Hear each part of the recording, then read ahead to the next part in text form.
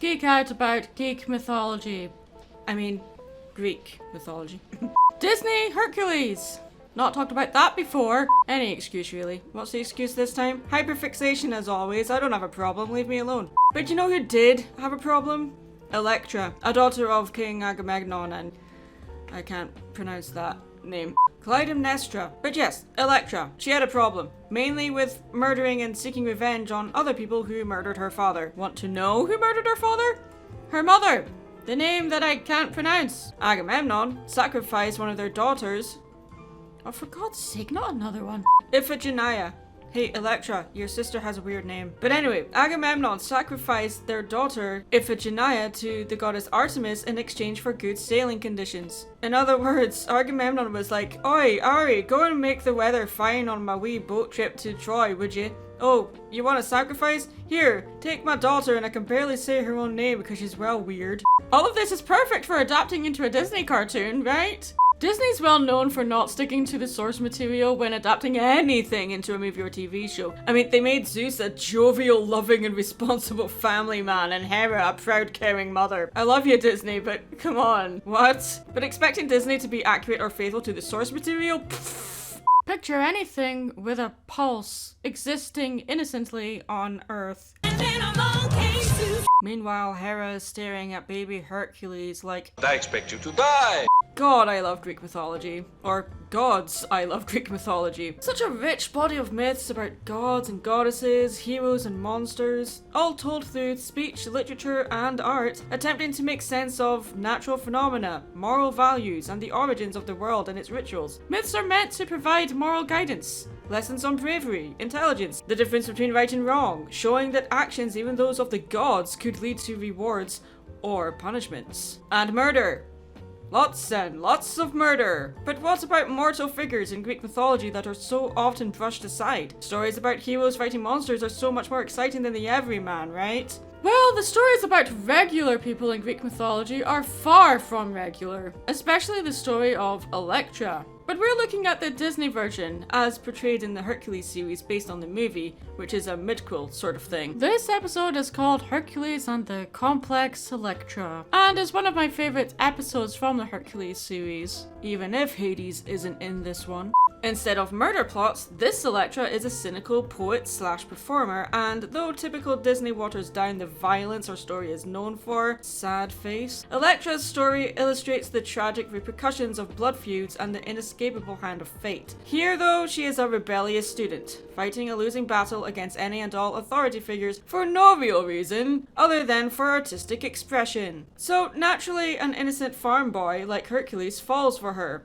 He must have a thing for goths, I guess, and changes everything about himself just to get her to like him. He hates to see her leave, but he sure loves to watch her walk away. And for a while, it works, but Hercules can't keep up the facade, and in the end shows her who he really is, and, well, innocent farm boys and rebellious goth girls don't mix, especially one that can summon furies anytime she gets angry. And who could blame her for being angry at someone after lying to her this entire time just to get her to like him? And also completely ignores her when she's trying to tell him that the furies that he is fighting are conjured up by her, and that she doesn't need saving, nor does she even want to be saved. Like Megara, Electra is definitely no damsel in distress, but at least even Meg showed some gratitude to Hercules after he rescues her from Nessus. Hercules changed himself and denied everything he was about for Electra to like him. Electra liked who he changed himself into, not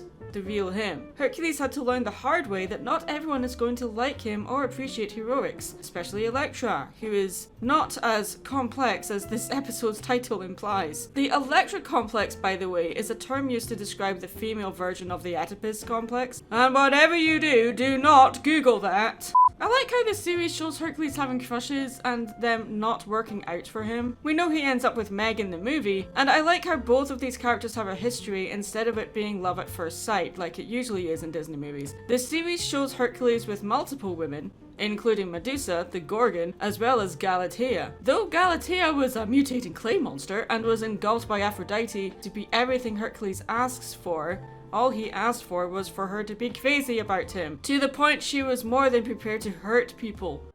I really like tall girls. Yeah, Hercules has a type. Even though Electra wasn't a monster or a bad person, she wasn't the right girl for Hercules at all. She was cynical and very distrustful. Electra, who hurt you? Oh, right, pretty much everyone in your family you ever knew.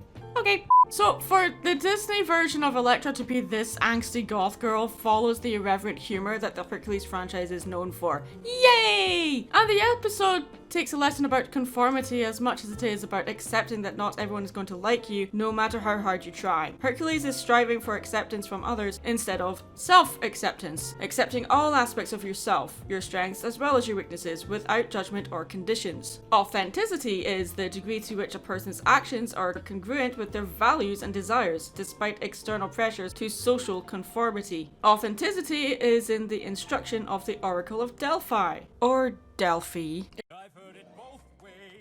It's where the phrase know thyself comes from. The principal meaning of the phrase in its original application was know your limits, either in this sense of knowing the extent of one's abilities, knowing one's place in the world, or knowing oneself to be mortal. To thine own self be true, to quote Shakespeare. And Hercules does this when Cassandra takes him to an underground goth club, mainly for the Electra scene.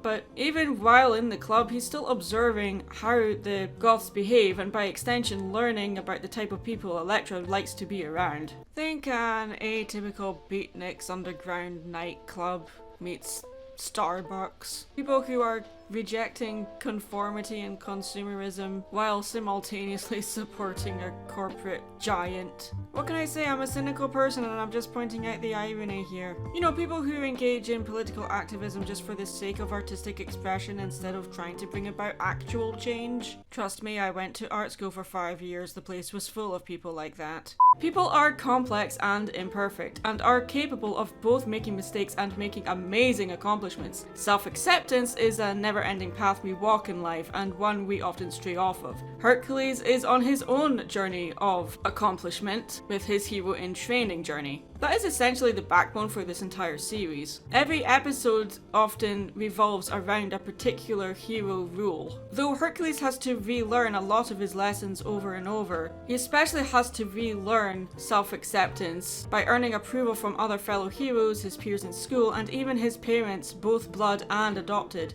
Hercules struggles with fitting in, and that is one of the main themes in the movie. And it's nice to see the theme continue in the series to be something that Hercules struggles with on a daily basis. Okay, nice isn't the right word here, but I suppose I mean that it's good to see some consistency between the movie and the TV show. But Hercules also stands out everywhere he goes, not just because he's a demigod, but because of his upbeat innocence. It's a stark contrast to Electra's cynical perception of existence. Electra may be a pessimist, but she's not an unthinking conformist either. Electra is not an oddball because she has her group. She has found her people. Hercules, meanwhile, has not. He's formed strong friendships for sure with Cassandra and Icarus, but Cassandra and Icarus are also outsiders. Though Icarus is arguably the most secure about being an oddball, Cassandra seems to be part of the goth scene here, but is embarrassed by sitting with Icarus and Hercules. Even though,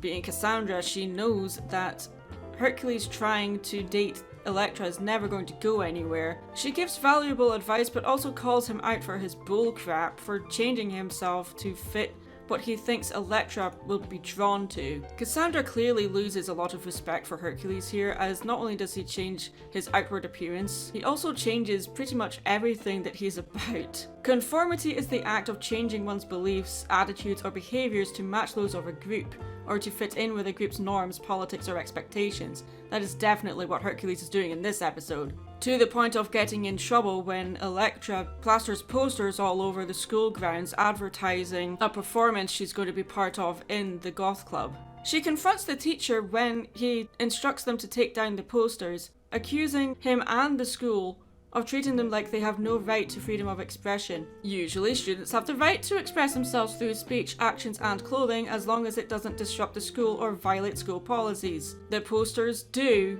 violate school policies. There's the old argument that a lot of people use when they get into trouble for saying or doing something: I have the right to free speech. It does not include the right to make or distribute obscene materials. I'm guessing the posters that Electra's throwing up everywhere comes under this branch. And to be fair, parentheses did say that she didn't actually have the right to freedom of artistic expression within school grounds. She can do whatever she wanted outside of that though. I don't personally feel that's unreasonable. Stifling maybe, but not unreasonable. And seeing that parentheses was being lenient toward them, Electra pretty much shot herself in the foot here and dragged Hercules with her. Electra was fighting for the sake of anarchy instead of genuinely wanting to bring change for the better. It was a little bit self-serving as well, since she was advertising a performance she was part of, instead of fighting for change that would make life better or easier for everyone else around her. She was fighting for her own entitlement to artistic expression instead of free expression for everyone. No one else was fighting for this. She was rebelling and arguing with parentheses for the sake of it, calling him an oppressive tyrant after he was lenient on them in the first place. I guess unlike Hercules, Electra never learned how to pick your fights. Calling parentheses an oppressive tyrant and then getting into a heavy heated argument with him resulted in both Hercules and Electra getting detention. Electra saw it as a badge of honor, while Hercules saw it as an utter failure, as he initially wanted to let the whole incident go. Recognizing parentheses was being lenient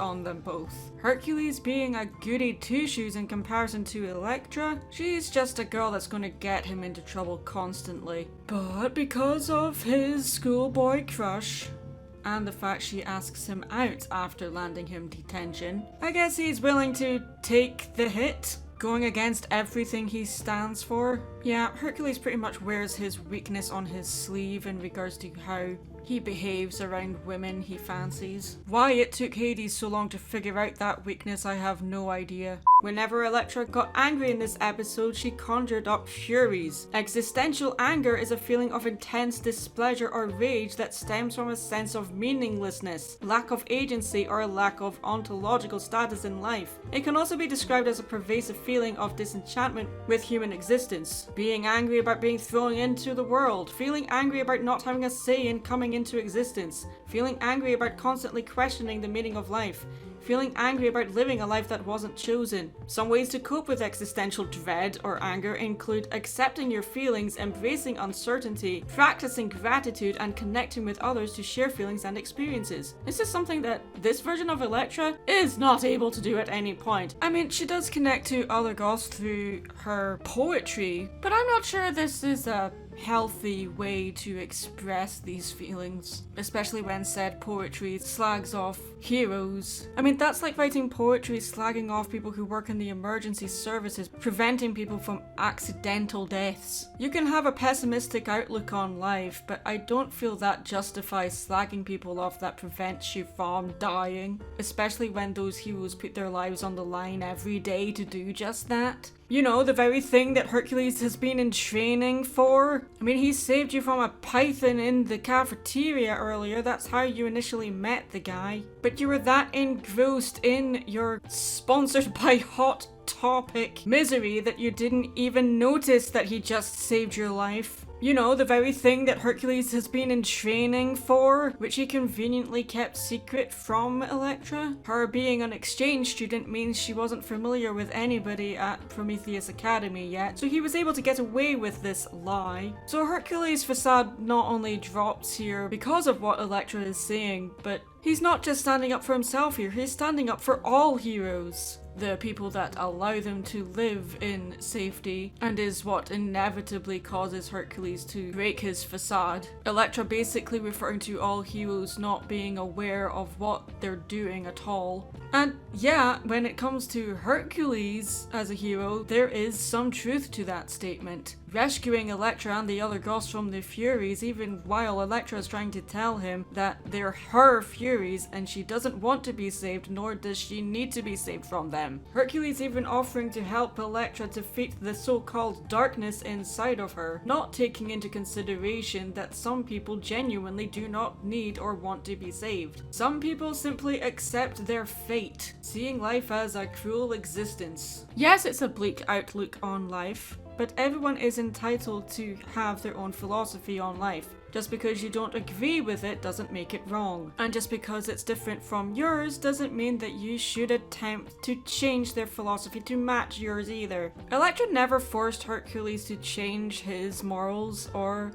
his philosophy. She assumed that his philosophy on life was the same or similar to hers because of how he was behaving. Just because someone's outlook on life is different from yours doesn't make them wrong. What is wrong is lying to someone and pretending to be something you're not just to get a date with them.